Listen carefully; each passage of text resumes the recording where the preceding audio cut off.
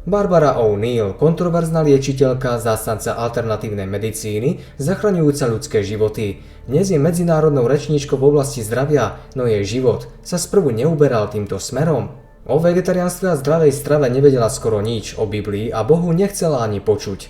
Zdravotné zásady ju však lákali a túžila poznať hĺbku a moc uzdravenia. V mladom veku prišla o svoju mamu, ktorú túžila uzdraviť. Prežila rozvod, jej cestu životom skrížil alkohol, marihuana a násilnícke zaobchádzanie zo strany jej druhého partnera.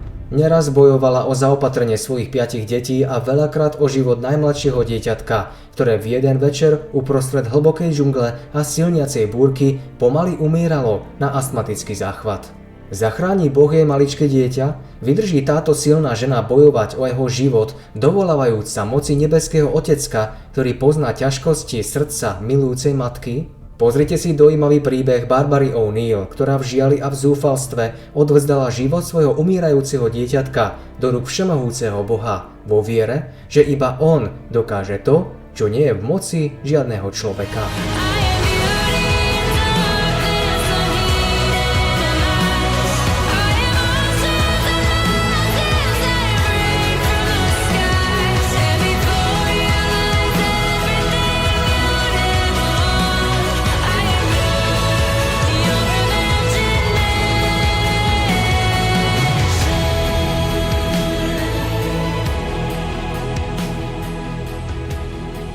What I wanted to share with you this morning is where I come from. I'm a fifth generation Australian, Scottish descent, and I grew up in the average family home.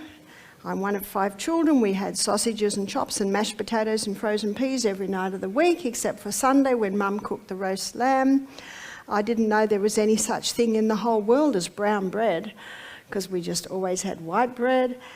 And then I must have been about 17, I had a boyfriend who had a friend who was a vegetarian. I'd never heard of a vegetarian before. And so I went to this restaurant, we went out, and I discovered cauliflower and hunza pie with brown rice and spinach. I'd never ever seen such things before. So I decided to become a vegetarian, and my family really laughed at me. About that time, my mother was very sick. My mother was a cripple in a wheelchair with rheumatoid arthritis. And she'd gone through many medical things and was just getting worse and worse. And I met a lady named Daisy. Now, by this time, I was living with my partner, and I had a little girl, and I had a little baby boy, and Mum was in a wheelchair.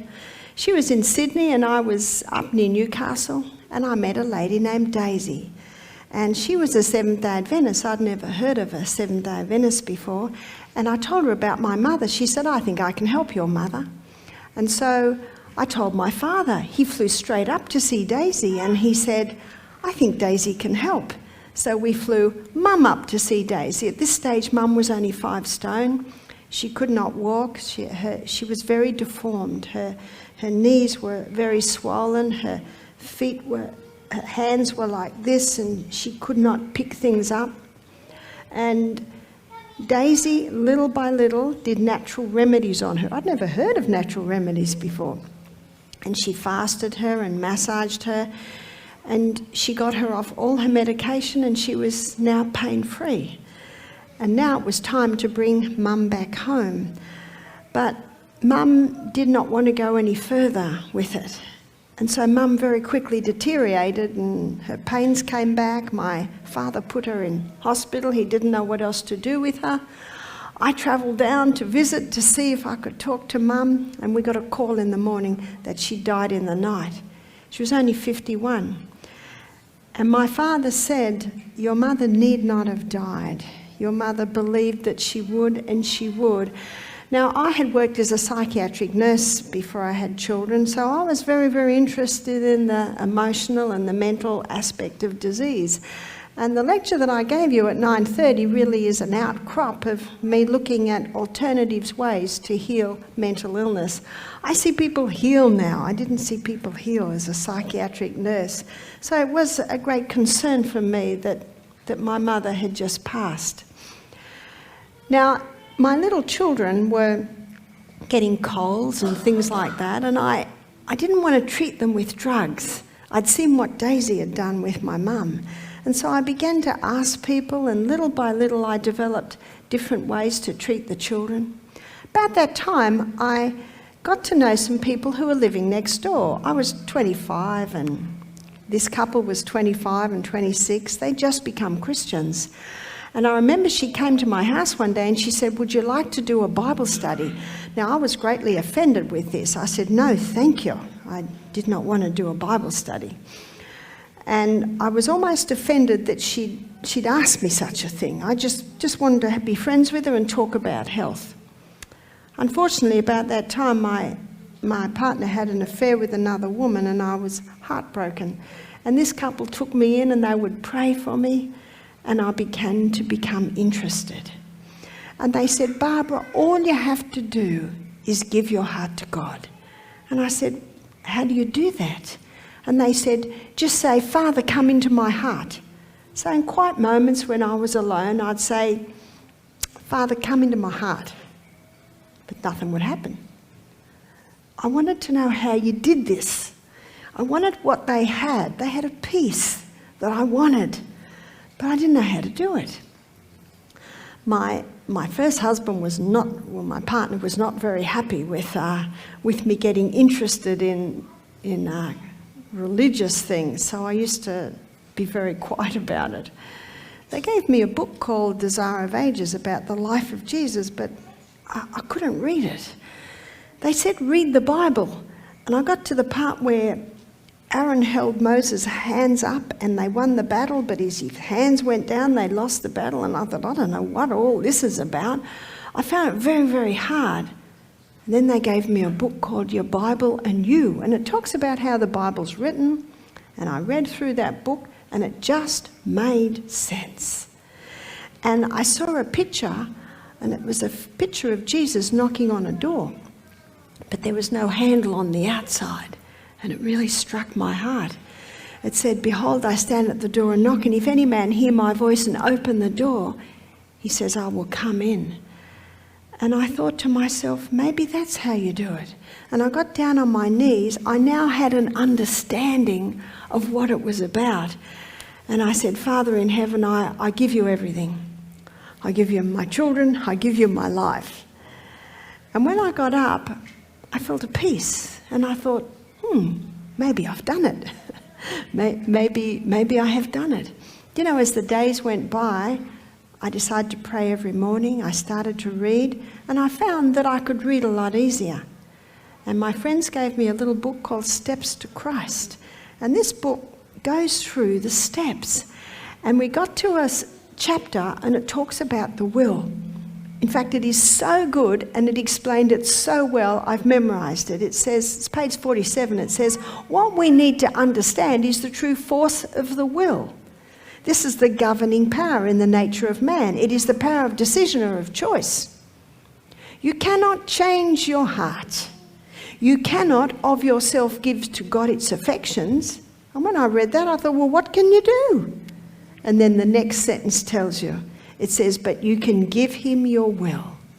He will then work in you both to will and to do of his good pleasure." Through the right action of the will, an entire change can be made in the life. And that's why I love the previous lecture, because I now know it's in the frontal part of the brain where your reason, intellect, judgment and will is. So you use your intellect, your reason and your judgment to make your decisions. And that's what I had done. Do you know, it was the start of a different life. I actually stopped smoking marijuana. I stopped drinking alcohol. And my partner was not happy. He was not happy at all. And I tried to explain it to him, but he was just get very, very angry. And so then we moved up into the rainforest. And that was about an hour behind Coffs Harbour. And even though we moved in the rainforest, I continued to read the Bible. And so my journey of becoming a Christian, my journey of understanding natural therapies basically goes hand in hand.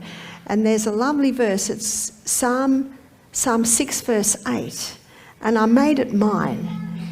God says, I will instruct thee and teach thee in the way that thou shalt go. I will guide thee with mine eye. And I read that and I claimed that.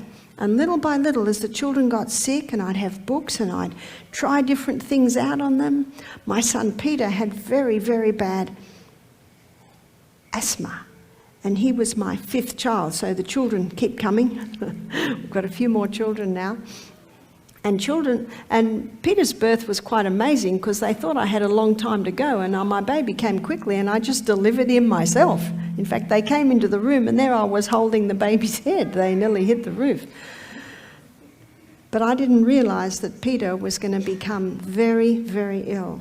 In fact, I think it first happened when he got a cold about 5 months old, and he went into breathing distress. And I just burst into tears. This child could hardly breathe. And so I took him to the doctor because I tried the garlic on the feet and I tried the poultices, all the other things I'd tried, but it didn't do a lot with Peter. And they said, Peter has asthma.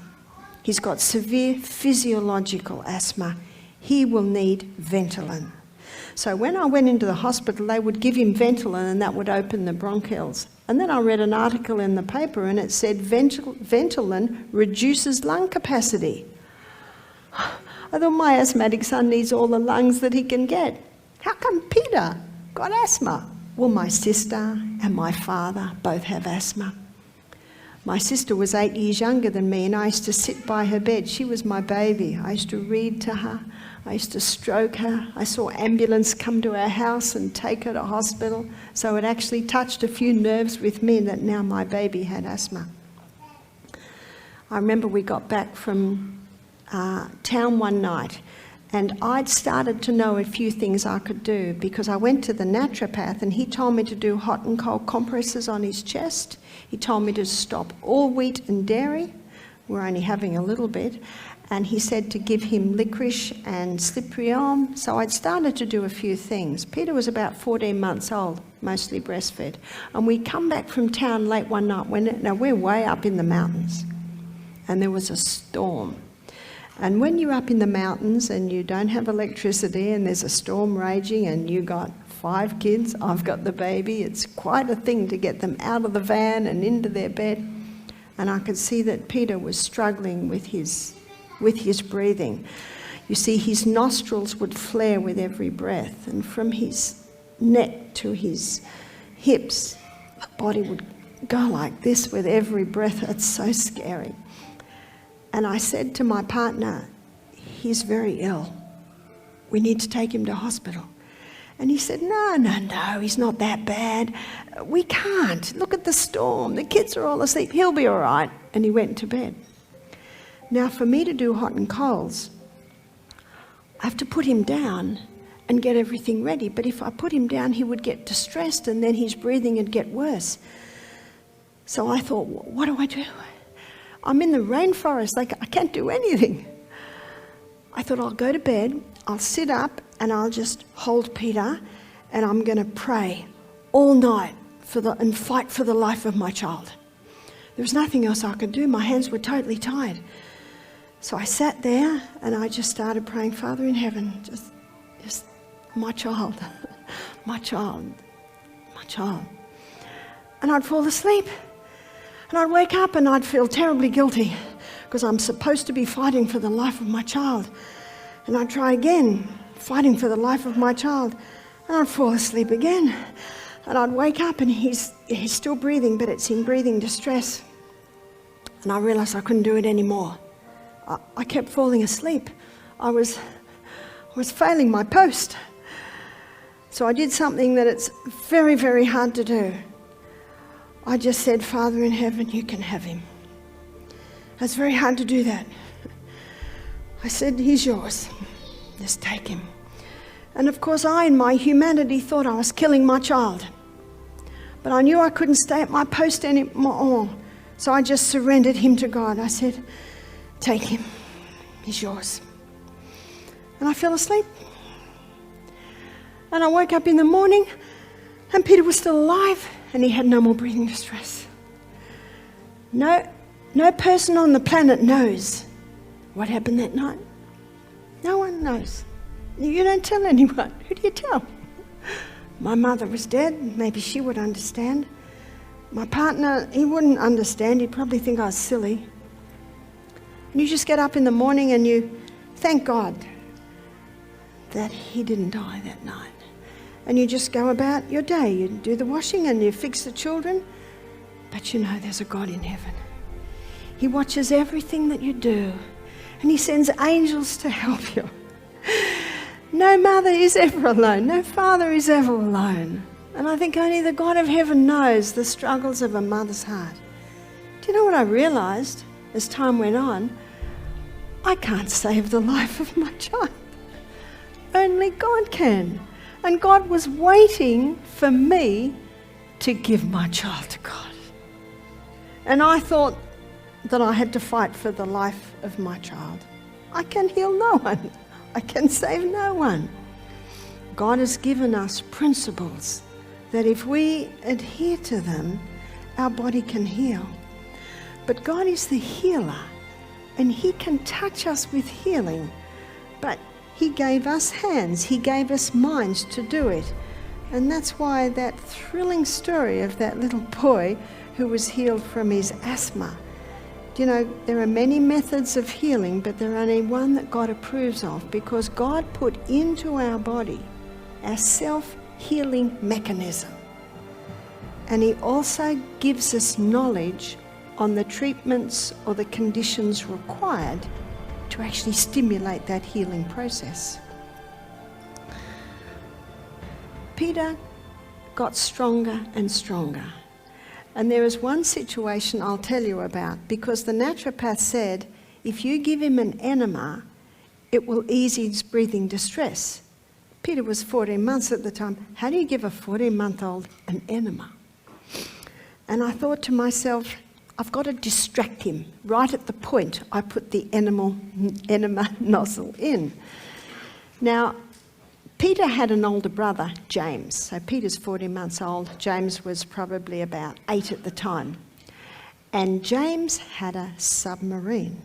And it had a little motor in it. You put a battery in, you know, and the motor goes around. And Peter loved this submarine and outboard motor. But Peter wasn't allowed to touch it. Sometimes James would let Peter stand nearby and watch. That was it. And Peter would count it a great honour to just watch the motor. So I went to James and I said, James, you know, Peter's very sick and we need to give him an enema and I need to distract him. Would you agree for him to just hold the motor and we'll put the propeller on just as... And James agreed. And it's very important, parents, to work with the will of your child. I'm not going to take that motor. I need to show my son respect. This is a valuable toy. He agreed. I said, thank you, James. So we set everything up, laid Peter on the floor, got the towels, got the enema kit, and I nodded to James, and James gave Peter it's like a little cylinder with the propeller on the end. And Peter looked at it. He looked at James, he looked at me. He's not allowed to touch this thing, and he's allowed to touch it. And just as I'm about to insert the enema, I nodded to James, and he turned the little knob or whatever, and the propeller started going round, and Peter went, and you could have done anything to Peter at that point. And so I inserted the enema, I put about a cup in, I massaged his tummy, and Peter's just in seventh heaven, watching this little propeller go around. And then we just sat Peter on a little pot, and about then James came and took it, and Peter just nodded, because Peter knew it was a great honour even to hold that for a minute. Now, so I'm just showing you too that you've got to work with the will of your children to be able to do such things. Now that enema took breathing distress from 24 hours down to 5 hours. Oh, it made such a difference. And then we do hot and colds on his chest. And I'd sit him here and I'd have the hot and colds, and we'd have a whole pile of books and we'd read stories to distract Peter. Every time Peter got a cold, within 24 hours, he'd be in breathing distress. It was just a pattern that happened. What I also had to do is not feed him when he had the breathing distress. I would just feed him watermelon.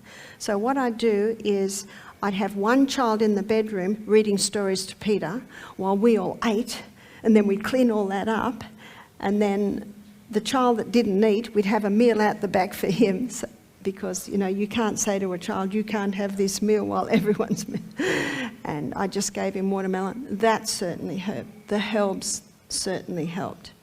So by the time Peter's 2, he's not getting breathing distress much, and I found that it didn't last very long at all. When Peter was 2.5, I gave birth to my 6th child, and Peter had a cold, and you know, fear rose up in me. But you know what Bible says about fear? In 2 Timothy 1 verse 7, the Bible says, this is God speaking, I've not given you the spirit of fear, but of power, of love, and of a sound mind. Beautiful verse. So I would not let my mind go to fear. Remember, I want to birth this baby, and I want to birth this baby naturally, and I don't want to fear that Peter's got a breathing distress while I'm giving birth to my baby. The birth went very easily, especially because I've been squatting all pregnancy, and the whole baby actually just flew out of me with one push, and they had to catch the baby. So praise God for a simple birth. And as soon as the baby was born, because the baby was so quick, the children were having lunch, so they were all called. And Peter crawled up on the bed. I remember Peter standing there and looking at our new little baby, and then I went straight home. But Peter's cold never developed into breathing distress. Praise be to God.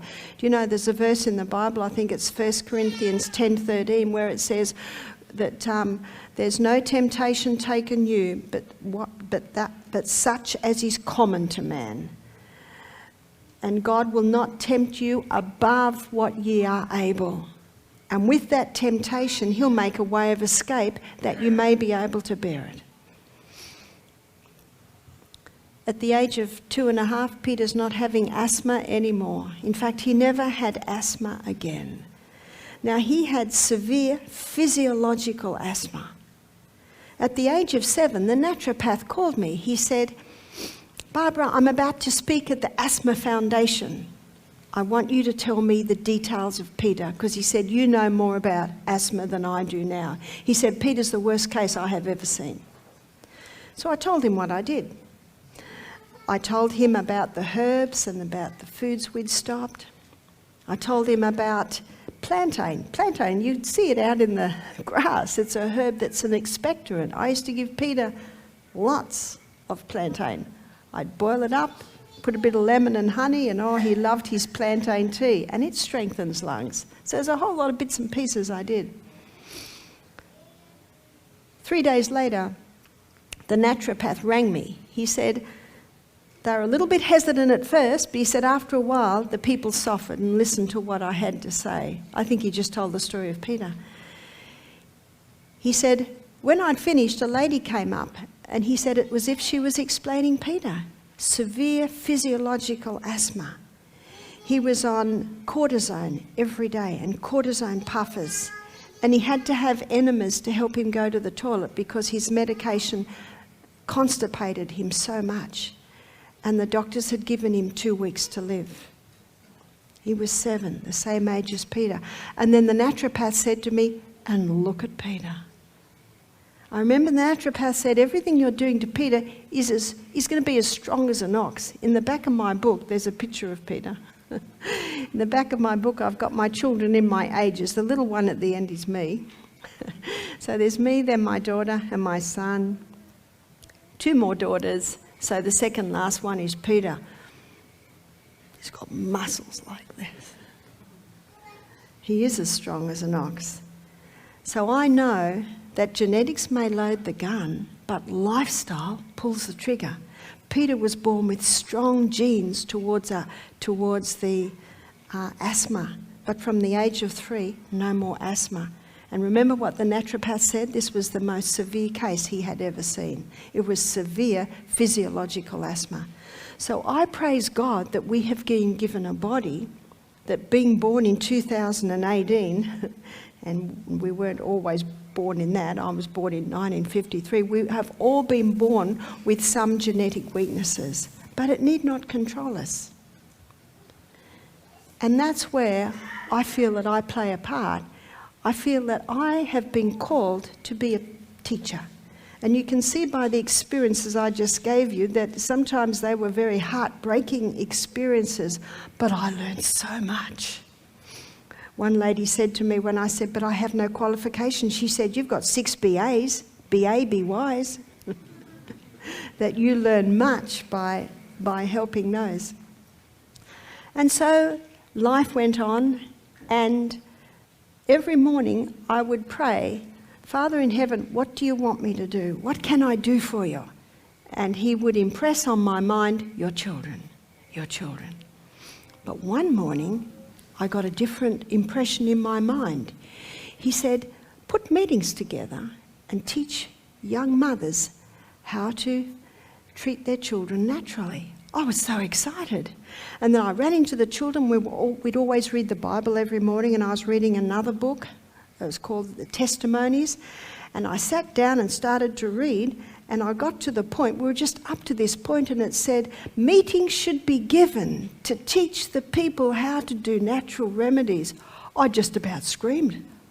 I said, children, God has just impressed me in my prayer, and now he's confirmed it in what we were reading. So I went to church, the little church up in the hills we'd go to, and I told them. And one of the elders said, great, we'll have meetings every Saturday afternoon. And I said, oh, just wait a minute, I've got to put a few things together. I felt that I didn't know anything. So I got my anatomy and physiology book out, and I got some other books I had, and I gave 6 meetings. The first 2 meetings were hydrotherapy, and I would demonstrate on the children, because the children were used to me doing all sorts of things to them. So I'd have one in a hot foot bath there, and I'd wrap one up in a wet sheet and a blanket and have him there, and I'd do hot and cold compresses on my son James, because by now James is about 14. And so I'd do all of these demonstrations on the children. And so first 2 were hydrotherapy, that's water therapy. Now I just learnt this from a book I had on Dr. Kellogg's water cures, and just whatever the book said, I just did. So I practiced on the children at home. I'd already practiced on them at home, and that's what I demonstrated in the meeting. And then the next meeting was poultices. So I'd pulverise up charcoal from my fire, and I'd make poultices out of that. By the way, next year, SBS Television are doing a documentary called The Great Australian Cure. And they contacted me a few months ago and asked if I'd talk on charcoal. So I'll be talking on charcoal there. So I learnt charcoal, and I'd put a garlic and just different things. If you go to my poultice DVD, it's on YouTube. It's basically all the bits and pieces I'd learnt to do. And so I'd wrap all the children up in all these poultices.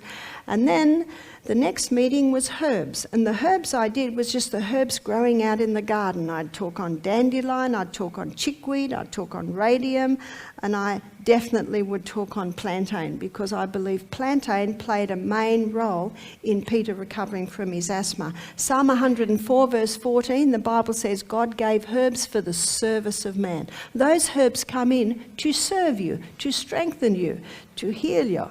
Not one dose, but we gave a lot of plantain tea to Peter. I'd even get fancy straws, and he was drinking huge amounts of it.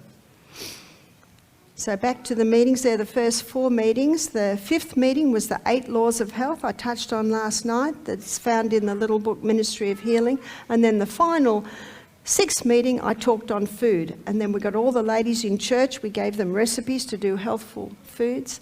And this is a tiny little country church in Dorrigo. You might have heard of Dorrigo. Do you know, the first meeting, 40 people came. The church members were so excited. They'd never seen anything like this. And then I was contacted by someone who heard about it. So then I went down to Ballarat. Now this is about 1992. And they wanted all my children to come, because they wanted me to demonstrate on the children. They said it won the hearts of the people when all the children were there. And so that was my journey of learning natural remedies. It was really cause and effect. Now about this time, my first husband was getting very heavily into marijuana, and he was smoking 30 joints a day, so life was getting a little bit hard in the rainforest. And one night he threatened me with a gun. It was a very, very scary night, and I realised that I had to go. So the next day, it was Sabbath morning, and we're all going to church. And I had it in my mind, because I was just awake most of the night, just terrified, planning my escape. So the next day, I thought, we're going to church, but I won't come home. So I said to my children, pack extra clothes we'll go for a walk in the afternoon. And I packed lunch, as we always did, because we're an hour from church, way up in the hills behind Dorrigo. And I put some oats and some soy milk and different things underneath lunch, because I thought, well, that'll be our breakfast the next day, and then I don't know what I'm going to do after that. And I know that the church has a hall, and it has a kitchen and a bathroom, so we could use that. And they have mattresses, so I'm sure we'll be able to do something like that. So I got up in the morning, and you know, with an alcoholic cycle, they can be screaming and threatening and all terrible one, but in the morning everything's all right. So in the morning everything was all right. And he said, what time are you coming home? I said, I don't know. He said, are you coming home? I said, no. He said, well, you're not going anywhere.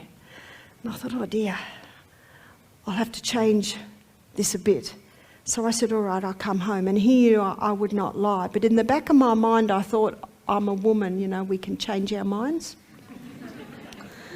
So when we drove out that day, I had one last look at my roses, at my mountain home, because I knew I would not come back.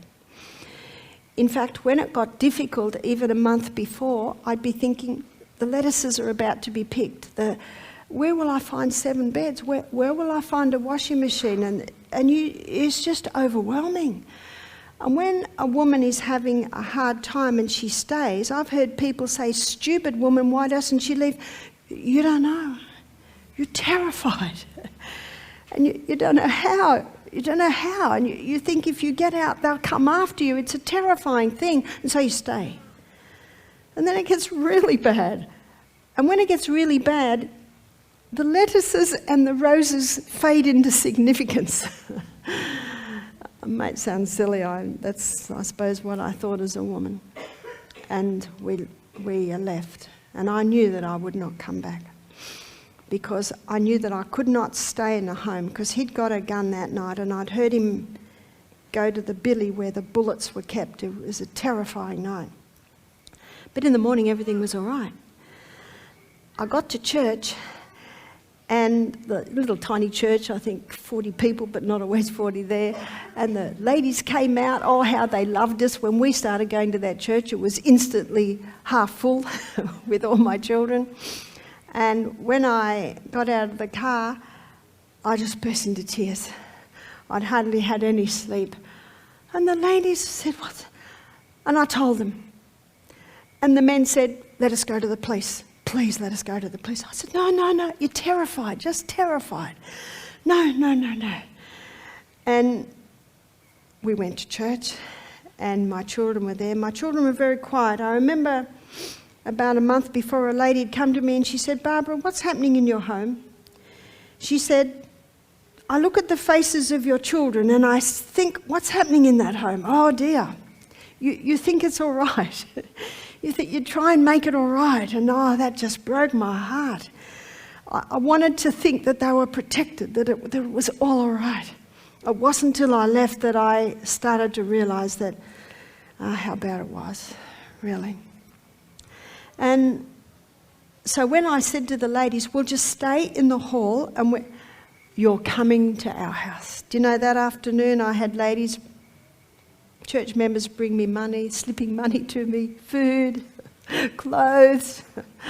It's so nice to be part of that little church family. And we're having lunch, and Peter, he's 8. We're having lunch, and he looked at me and he said, are you going to ring Dad now? Tell him that you're not coming home?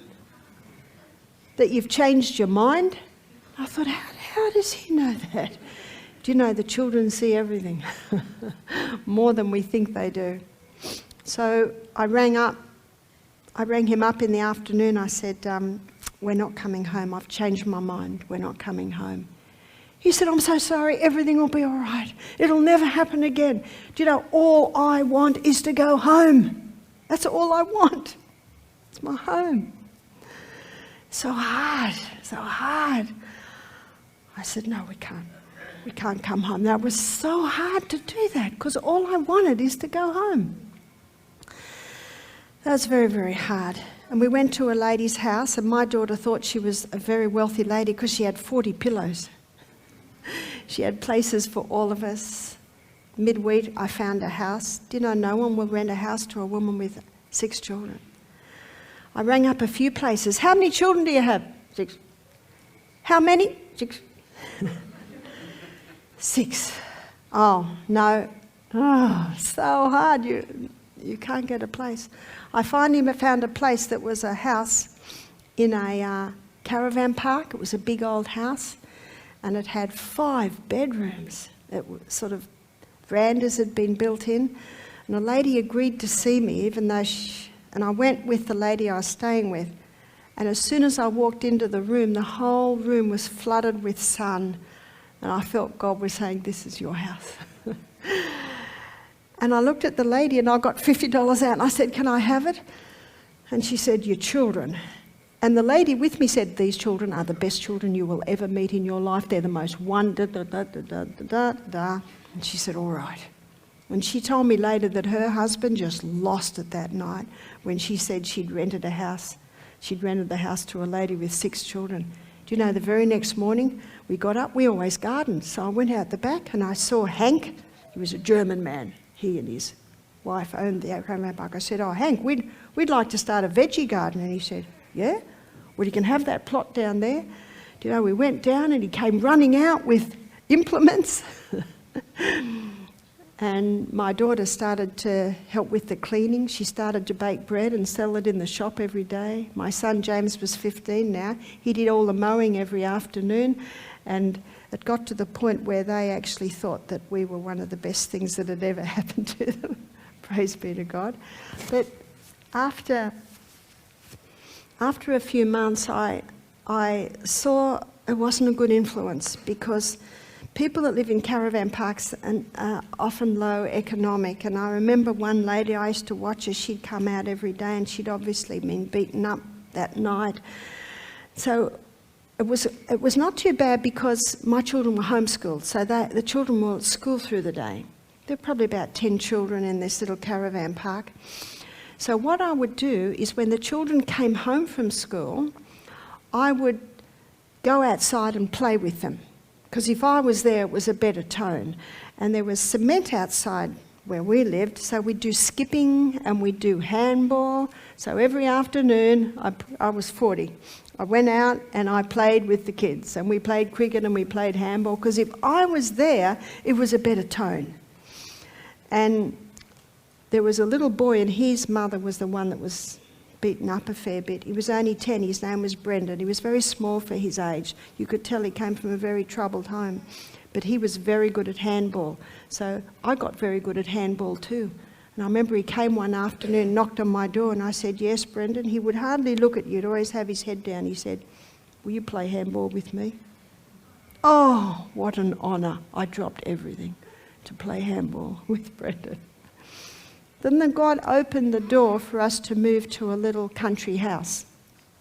This house was in terrible disrepair, but the church we were going to, they did 6 working bees, and they got the house up to good working order.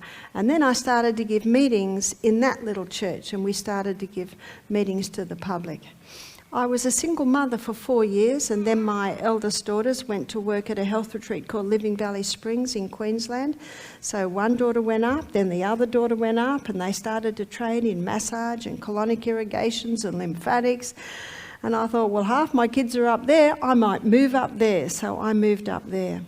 And I was there 1 year, I think, and the business manager asked me to marry him. Michael O'Neill, I told the story this morning. And my whole life changed. And I wanted for nothing after that. He was a very good provider. He had 2 children, I had 6. Now, when we married, the ages were 10, 11, 12, 13, 14, 16, 19, 21. Mine 10, he's 11, mine 12. Peter was 12 now, he's 13, and the rest were all mine. So we had a combined family, and we had such fun. Michael's been very, very good to my children. After we'd been there a year, Michael said, I want to start my own health retreat. And this was down in Narberthon. I think it's called Highwood now, yeah. And it was amazing facts or amazing truth back then. And Michael was asked to start a health retreat there. Some, like yourself, may remember that. So this was about 1998, we came down. And so here we had the health retreat. Now so we only had 5 kids with us at this time, so actually 6 children. The 2 eldest were off and working. So my eldest daughter, Jessica, she was the massage therapist. My next daughter, Julia, she was 15. She was a very proficient cook, so she was our chef. And then the 3 boys, who were something like, 13, 12, 11, they were our gardeners, because our children had gardened from a young age. And Michael's daughter, Michaela, I think she was 12 at the time, she was a very good typist. So she was Michael's secretary. So we had our whole team. And I said to Michael, but who will be the health director? He said, you. I said, oh no, I'm just a mother and I help other mothers. He said, you'll be good, and he left the room. Oh. So I had no choice. But you know, I believe that all God's biddings are his enablings. Anything he calls us to do, and I was so shy. I was happy on one-on-one and just little meetings to help people get well. So what Michael used to do, he would come in, because he is not shy at all. In fact, if he came in there right now, he'd have a big smile on his face and he said, how's it all going? He's not at all shy. So he would start the lecture by telling them about me and our life and our children, and ask me a few questions and slowly draw me in and then get me going, and then I could talk. And I remember he said, Barbara, every time we try and take a photo of you, put your head down. We can't get a photo of you. I was just so shy. But little by little, I was able to talk more and more. So we had the health retreat in Narberthon for about 4.5 years, I think. And the good news is, God is so good to us, because the first program we had 1 guest. I could handle that. Next program, I think we had 2. And then a few programs we had 2, and then a little bit more, 3. And we started to average about 6 to 8 guests. And I found that my biggest learning curve was teaching. My biggest learning curve was helping people, making suggestions. So little by little, my knowledge grew, my experience grew. And then Warburton closed down, and we doubled overnight. We went from 10 guests to just about 20 guests. So our retreat got very, very big. We had 3 massage therapists, we had cooks, cleaners, and then the company that basically has that property in a trust changed hands, and they wanted to start their health retreat. Meanwhile, we had bought a property up at the back of Kempsey, which is where we are now. So we have been up there for about 15 years now. And Henry's the guy that's filming me. Henry filmed me about 6 years ago, about 6 years ago. So every few years, we film my lectures, because I'm ever learning more. When Henry had finished filming me, he said, do you mind if we put a little section of your lectures on YouTube? And Michael said, go for it. Henry was really moved by this. And Michael said, what's the matter? He said, no one's ever given me permission to do that before. And Michael said, this is not our information, this is God's information. And as many as can be touched, the better. So, you know, if everyone in this room filmed me and put it up on YouTube, I don't mind, because it's God's information, and as many as can be touched, the better. And then we're at a conference, I think a year later, we saw Henry, And Henry ran up and said, 1 million hits? Something like that, is that right? And you know, it's the best thing we have ever done because it's almost our advertising now. And we get people from all over the world. We get people from Saudi Arabia, from England, from Scotland, from America, who look at YouTube and see the information. And so that's how we blossomed. And Michael said, we cannot fulfill all the speaking engagements that request me to lecture. He said we could close the health retreat and just full-time lecture. But we love the health retreat. And Chelsea, my right-hand girl, she's here with us from America for 3 months. And there are 2 retreats in America now that are running our Misty Mountain program. I think it's popular. I think people love it because it is so simple. And I think for too long it has been complicated. And people say to me, has God given you a gift to make complicated things simple? I said, oh, I think so, but there's something else. It has to be simple for me. Sometimes I have to read something 10 times before I get it. You'd probably get it quicker than I would get it. What I wanted to do this morning was share with you my journey. And what I hope the message you've got from this is if I can do it, anyone can do it. I'm not a gifted speaker. I make so many mistakes. I mix up my words all the time, like the time I called green barley, bean grarley. They're spoonerisms. I just naturally do that. But I just keep talking so no one knows the terrible mistake I've just made. And I just thank God. And the verse I shared earlier, it's found in Isaiah 50 verse 4. And it says, the Lord God hath given me the tongue of the learned. You see that? He is able to give you the tongue of the learned. If he can do it for me, he can do it for anyone. The Lord God hath given me the tongue of the learned, that I may know how to speak a word in season to him that is weary. He wakeneth morning by morning. He wakeneth my ear to hear as the learned. And sometimes I wake up, I have meetings to give today. Father, what do you want me to say? And if in my mind I get a smile and a nod, I think, he's already got it planned. My role is to search out the information. My role is to know it. My role is to know my memory verses. And when I stand up here, I say, are you ready, Father? And the only time he cannot do it through me is if I fear, as if I do not have faith in him. But Isaiah 26 verse 3 states that God will keep us in perfect peace, the one whose mind is stayed upon him, because this mind trusteth in him. Thank you.